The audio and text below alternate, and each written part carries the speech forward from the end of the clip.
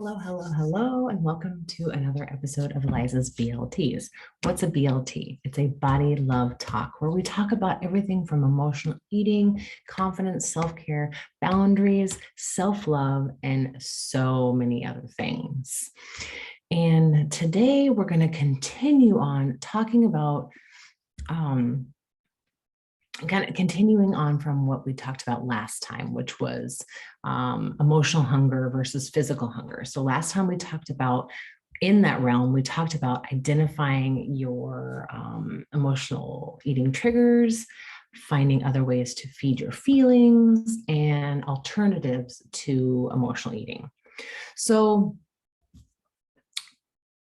pause when cravings hit and check in with yourself. So check in with yourself. How are you doing? What's going on? What's causing this craving? Most emotional eaters feel powerless over their food cravings. When the urge to eat hits, all they can think about is food. That's food or that particular item. That's all that they can think about. And you feel an almost unbearable tension and demand to be fed, like right now. Because you've tried to resist in the past and failed, you believe that willpower just isn't up to snuff, that your willpower is just not up to par. But the truth is that you have more power over your cravings than you think. Okay? You're just telling yourself that you don't. You have more power over your cravings than you think. Take 5 before you give into a craving. So emotional eating tends to be automatic and virtually mindless. So before you even realize what you're doing, you've reached for that tub of ice cream and already polished off half of it already. But if you just take a moment to pause and reflect when you're hit with that craving, you will give yourself the opportunity to make a different decision. Can you put it off? Can you put off eating for at least 5 minutes, or just start for 1 minute? Don't tell yourself you can give up, give in. You can't give in to the craving. Remember, the forbidden is extremely tempting. So tell yourself to wait.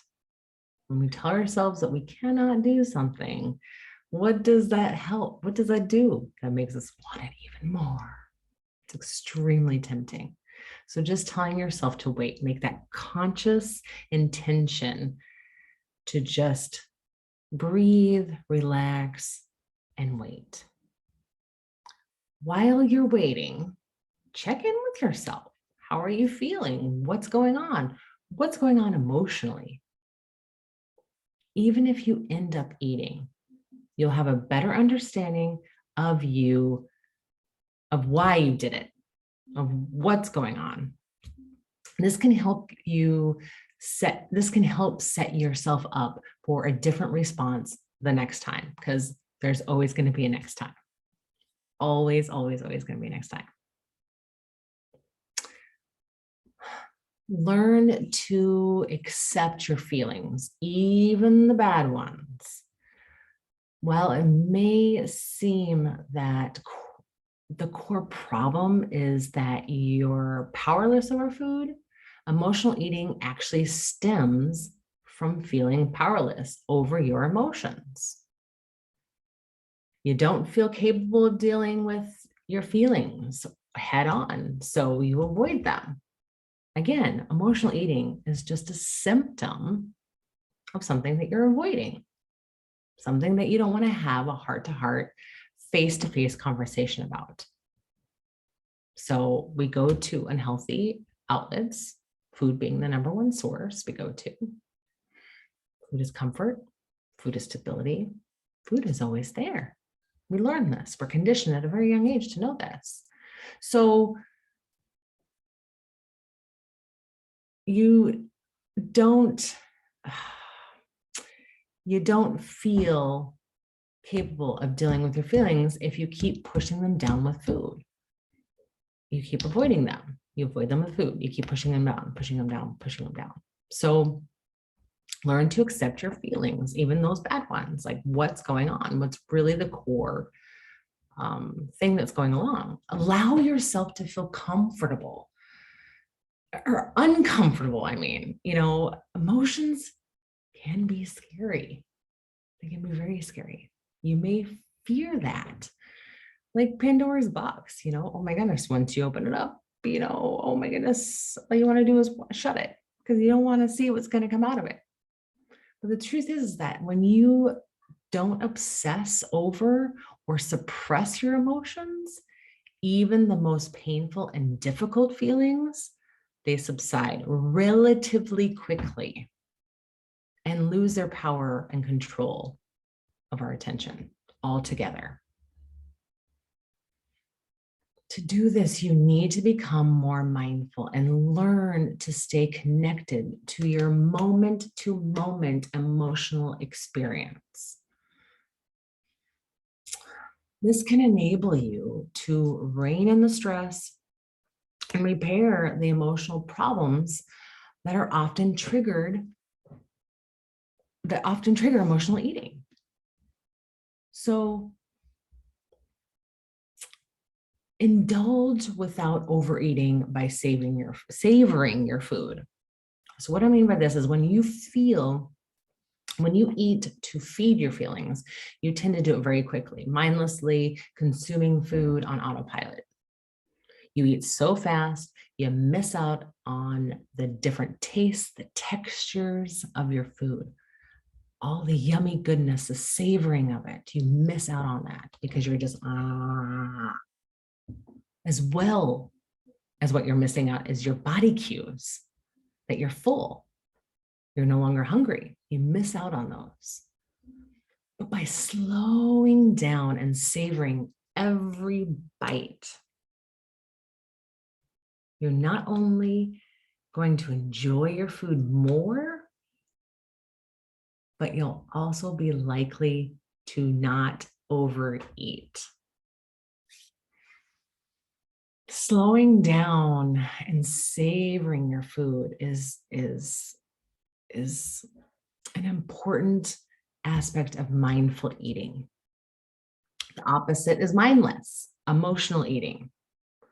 So try taking a couple deep breaths before you're starting to eat your food, putting your utensil down in between bites, and really focusing on the experience of eating. Pay attention to the textures, the shape, the colors, the smells of your food. Me personally, I love to have a very colorful plate, and I have so many different colors of the rainbows that it just makes me happy to look at them. It just makes me just so exuberant, and I love that. So how does each mouthful taste? How does it make your body feel? By slowing down in this way, you'll find you'll appreciate every single bite much more. You can even indulge in your favorite foods and feel full on much less. Yes. It takes time for your body's fullness signal to reach your brain. So taking a few moments to consider how you feel after each bite.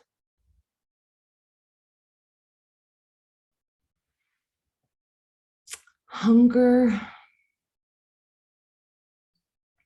or slated can help you avoid overeating.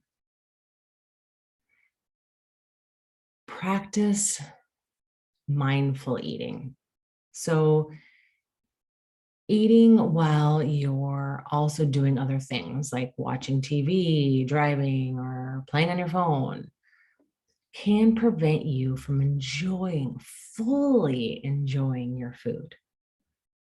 Since your mind is everywhere else, you may not feel satisfied or continue eating even though you're no longer hungry. So eating more mindfully can help you focus your mind on the food and the pleasure of the meal and curbing overeating. Support yourself with healthy lifestyle habits. What does that mean? When we're physically strong, relaxed, and well-rested, you're better able to handle the curveballs that life inevitably throws your way. But when you're already exhausted and overwhelmed, any little hiccup has a potential to send you off the rails and straight forward to the refrigerator. Exercise, sleep, and other healthy lifestyle habits will help you get through difficult times without emotional eating. Make daily exercise a priority. Now, I don't mean you have to go to the gym and work out 2 hours and we're gonna do all the things and just physical activity, just some physical activity. Get up, walk around, do some squats while you're sitting at your desk, do some lunges, just any kind of thing to move and shift your body. Physical activity does wonders for your mood and energy levels. And it also is a very powerful stress reducer. And getting into an exercise habit is easier than you think. Aim for 8 hours of sleep every night. When you don't get enough sleep that you need, your body craves sugary foods that will give you a quick energy boost. You don't want that to happen. You don't want your body to be craving sugary foods in the middle of the night. Because yeah, it'll give you an energy boost and then you're up and then you're going to have a crash. Getting plenty of rest will help with appetite control and reduce those food cravings. Also, what a lack of sleep does for you is it raises your cortisol levels because your stress and anxiety levels get elevated. That elevates cortisol. And what does cortisol do? It creates fat in the body. It creates a whole other plethora and havoc in your body. So getting plenty enough sleep is so imperative when you're working on your emotional eating struggles, okay? Make time for relaxation as well. So relaxing, resting, and sleeping are two totally different things. Making time to just relax, giving yourself permission to take at least 30 minutes every day to relax, decompress, and unwind. This is your time to take a break from all the responsibilities, all the things that are going around, and you need to recharge your batteries. If you don't have 30 minutes, try 20 minutes. If you don't have 20 minutes, try 10 minutes. If you don't have 10 minutes, try at least 5 minutes. Go lock yourself in the pantry, lock yourself in the bathroom, do something, do some breathing, just relax, decompress. Connect with others. Don't underestimate the importance of close relationships and social activities. Spending time with positive people will totally enhance your life. And it'll protect you from the negative effects of stress. So connect with those people. Connect with those friends. Get plenty enough sleep.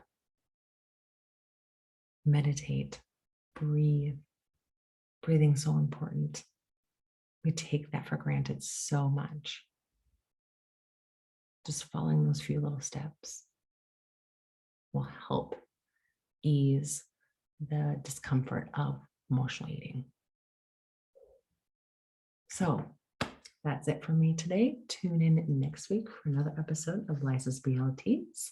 And be sure to hit the subscribe button below to get notifications when new videos are released, and check out some of my other videos in the BLT series, as well as some of my other content. I put a lot of content out there, great videos, good information. So be sure to hit the subscribe button, and we will see you next time for another episode of Liza's BLTs.